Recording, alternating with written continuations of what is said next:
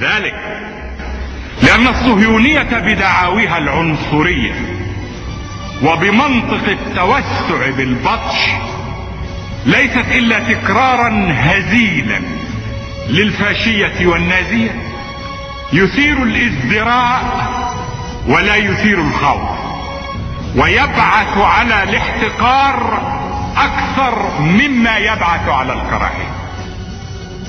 وما كنا لنستطيع شيئا وما كان أحد ليستطيع شيئا لو لم يكن هذا الشعب ولو لم تكن هذه الأمة. لقد كان الليل طويلا وثقيلا، ولكن الأمة لم تفقد إيمانها أبدا بطلوع الفجر. وإني لأقول بغير ادعاء أن التاريخ سوف يسجل لهذه الأمة أن نكستها لم تكن سقوطا وإنما كانت كبوة عارضة، وأن حركتها لم تكن فورانا وإنما كانت ارتفاعا شاهقا. لقد أعطى شعبنا جهدا غير محدود. كان في استطاعة هذه القوات سنة 67 أن تحارب بنفس البسالة والصلابة التي تحارب بها اليوم، لو أن قيادتها العسكرية في ذلك الوقت لم تفقد أعصابها بعد ضربة الطيران التي حذر منها عبد الناصر، أو لو أن تلك القيادة لم تصدر بعد ذلك قرارا بالانسحاب العام من سيناء بدون علم عبد الناصر أيضا. إن هذه القوات لم تعطى الفرصة لتحارب دفاعا عن الوطن وعن شرفه وعن ترابه. لم يهزمها عدوها، ولكن أرهقتها الظروف التي لم تعطها الفرصة لتقاتل. ولقد شاركت مع جمال عبد الناصر في عملية إعادة بناء القوات المسلحة، ثم شاءت لي الأقدار أن أتحمل مسؤولية استكمال البناء ومسؤولية القيادة العليا له. كنت أعرف جوهر قواتنا المسلحة، ولم يكن حديثي عنها رجما بالغيب ولا تكهنا. لقد خرجت من صفوف هذه القوات المسلحة وعشت بنفسي تقاليدها، وتشرفت بالخدمة في صفوفها وتحت ألويتها.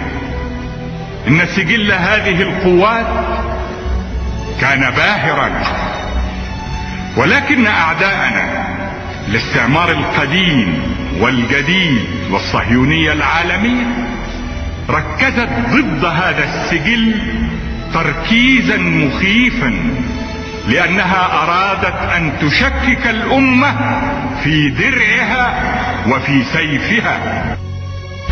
لست أظنكم تتوقعون مني أن أقف أمامكم لكي نتفاخر معا ونتباهى بما حققناه في 11 يوما من أهم وأخطر بل أعظم وأمجد أيام تاريخ.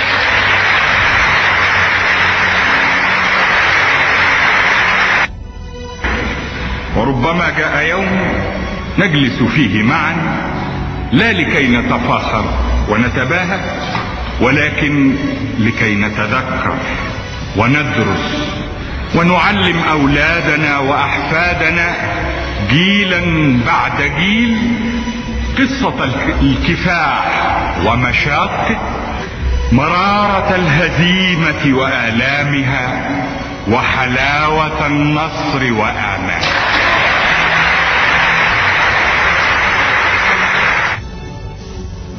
نعم، سوف يجيء يوم نجلس فيه لنقص ونروي ماذا فعل كل منا في موقعه، وكيف حمل كل منا أمانته وأدى دوره، كيف خرج الأبطال من هذا الشعب وهذه الأمة في فترة حالكة ساد فيها الظلام، ليحملوا مشاعل النور وليضيئوا الطريق حتى تستطيع أمتهم أن تعبر الجسر ما بين اليأس والرجاء.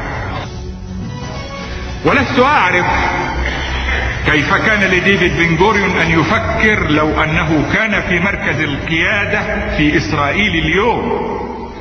هل كان في استطاعته أن يفهم طبيعة التاريخ، أو أنه كان سيظل كما نرى قيادة إسرائيل اليوم في موقف معاد للتاريخ؟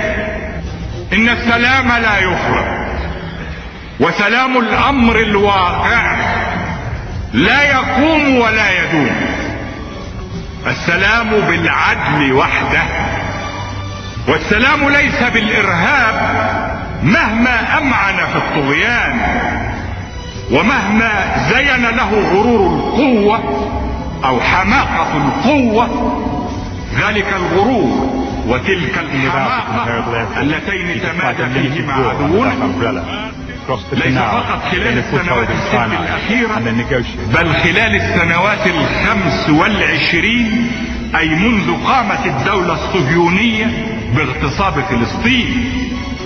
ولقد نسأل قادة إسرائيل اليوم أين ذهبت نظرية الأمن الإسرائيلي التي حاولوا إقامتها بالعنف تارة وبالجبروت تارة أخرى طوال 25 سنة؟ لقد انكسرت وتحطمت. قوتنا العسكرية تتحدى اليوم قوتهم العسكرية.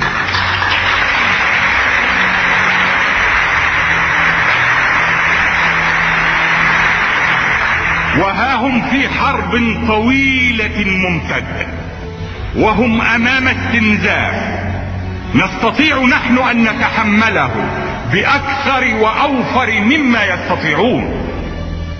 وها هم عمقهم معرض إذا تصوروا أن في استطاعتهم تخويفنا بتهديد العمق العربي.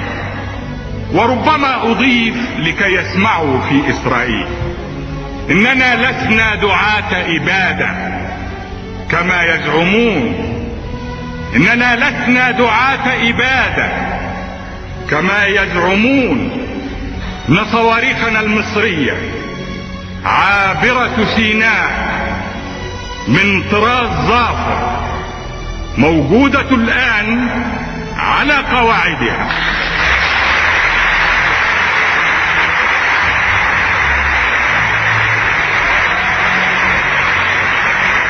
صواريخنا المصرية العربية عابرة سيناء من طراز ظافر موجودة الآن على قواعدها، مستعدة للانطلاق بإشارة واحدة إلى أعماق الأعماق في إسرائيل.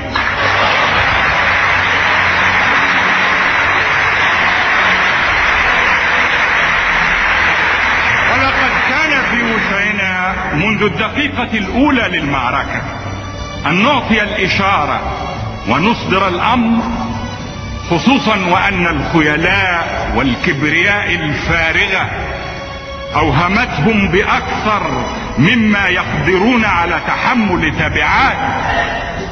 لكننا ندرك مسؤولية استعمال أنواع معينة من السلاح، ونرد أنفسنا بأنفسنا، نرد أنفسنا بأنفسنا عنها. وإن كان عليهم أن يتذكروا ما قلته يوما وما زلت أقوله: العين بالعين والسن بالسن والعمق بالعمق.